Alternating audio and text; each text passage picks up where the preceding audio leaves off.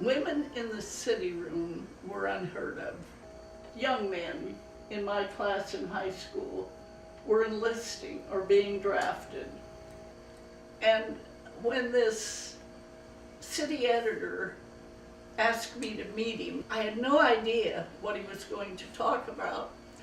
And he said, now my boss thinks I'm crazy. We never hire anyone who doesn't have either experience or college. But all these men are off to war. I can't hire anyone. And so he hired me. I had my fingers crossed. I knew that if they tried to send me to the women's page, I would go get a job waiting tables somewhere. They did not. The day I reported, the city editor was on vacation. The managing editor was on vacation, and the acting city editor, Earl Richards, didn't know what to do with me. And so I finished the obits, and I would go up and say this, and he'd say, go do this, and I did it, go do this, and I did it. And by late afternoon, I think he was tired of me. And in those days, it was World War II, and our newspaper had a column, Hoosier Heroes, pretty much reporting on local men overseas. And he said, and it was just a brief column, there was nothing creative in it. And he said, go out, this guy was wounded in Italy and he's out at IU Hospital, just go out and do a story. And I went out there, and in the course of interviewing the doctors, they kept using a word I didn't know how to spell, nor had I ever heard of it. So I asked them to spell it for me, and they said, it's something new that we are using to treat burns. This man is the first person to ever survive with burns over more than 90% of his body. By the time I got back to the paper, there was no one there. The morgue was locked up. But my first boss, my mentor, was working at the Chronicle-Tribune. So I called him and said, Gail, what in God's name is plasma? P-L-A-S-M-A. He went in and told me. I left that empty office at midnight. I wrote the story he sent me out to get, but I wrote another one about this man's survival. Now, I had worked 2.5 years at the Marion paper and got one byline.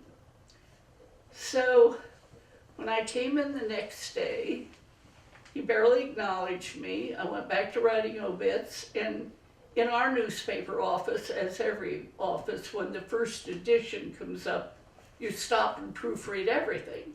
So I went immediately to the obits that I'd written, and then I looked at the front page, and the whole upper half, this still gets to me. I had a byline story on the front page the second day. I never went to college. My mother, by that time, owned a 24-hour filling station truck stop motel up in Grant County. My mother was an advocate, and she was furious because these coyotes would come in with a truckload of Mexican men, women, and children, park in her parking lot. They would come in and order courthouse steaks, and they would tell her to take 20 bags of potato chips or crackers out. And the day came she refused to serve them. These were tomato pickers. And I thought that would make a story, but all I was going to do was do a story about the exploitation of immigrants, given present day atmosphere. I suppose that's timely. When I got there, there was just the general story, but in the midst of it, someone told me to go talk to this young woman, and she had been begging them. She had a sick baby about, I don't remember how old, but not a year old. And she begged them to let her take the baby for medical care. And they said, when we get there, They stopped at a drugstore. She took the baby in to try to get medicine. The baby was dead. So there, a routine story became a poignant story.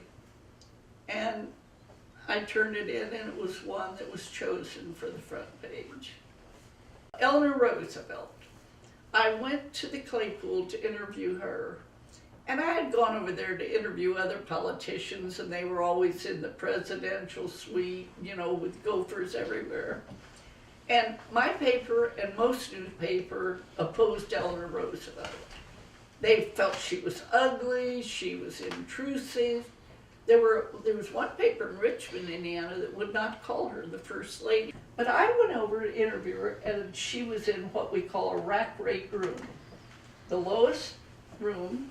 She was wearing a simple Jersey house dress.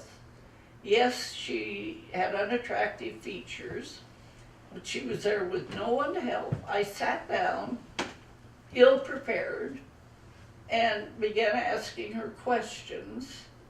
And I had interviewed Adlai Stevenson, Harry Truman. The Claypool became my home away from home because it was where everyone stayed. And one day I asked the manager, who was a friend of mine, what a certain area was for, and he said, oh, it's the maid's room. Well, we had a senator at that time named William Jenner, who was a conservative and, in my opinion, a bigot. And I caught him double dipping. So Jenner, during the McCarthy era, had pronounced George Marshall a living lie. Now, but for George Marshall, there would never have been a Dwight Eisenhower. George Marshall mentored him, brought him along. So now Eisenhower is running for president.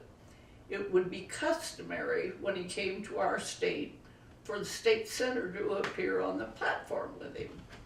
So the burning question was, would he have Jenner, would they meet?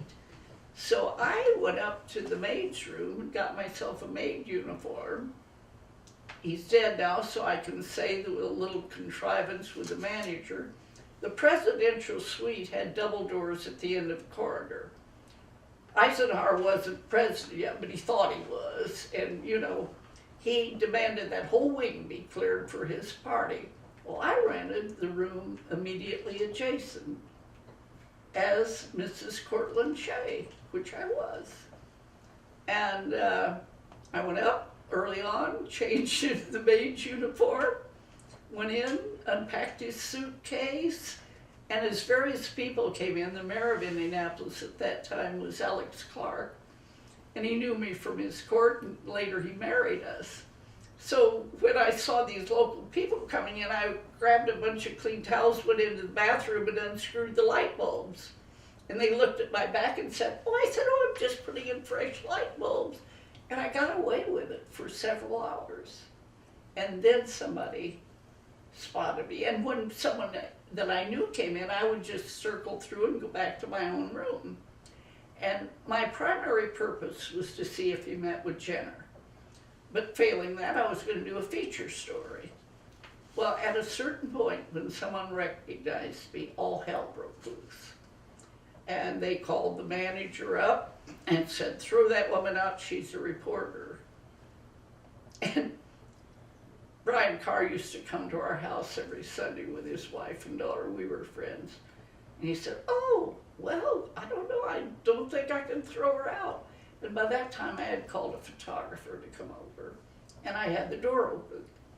And so Eisenhower said to his assistant, because he wouldn't talk to me, well, then make her close her door. Close your door. And I said, well, General, I'm shocked. I never believed those stories about you and the whack corporal. But if I were to close my door, I'd be arrested. And the manager said, she's right. There was a city ordinance, I don't know if it's still in the books, that no one of the opposite sex could be in your room if they're not registered. So he was furious. I kept the photographer there.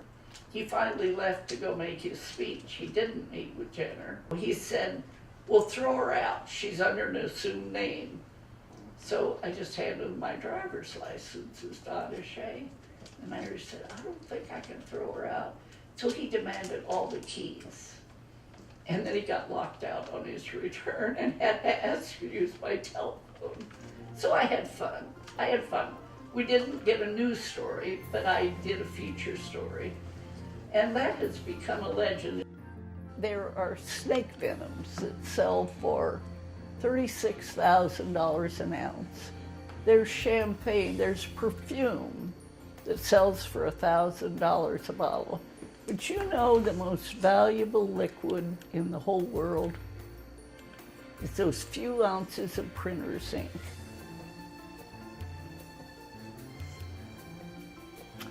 And we had the ability to change, to police the police and the brutality, and to police and do away with segregation.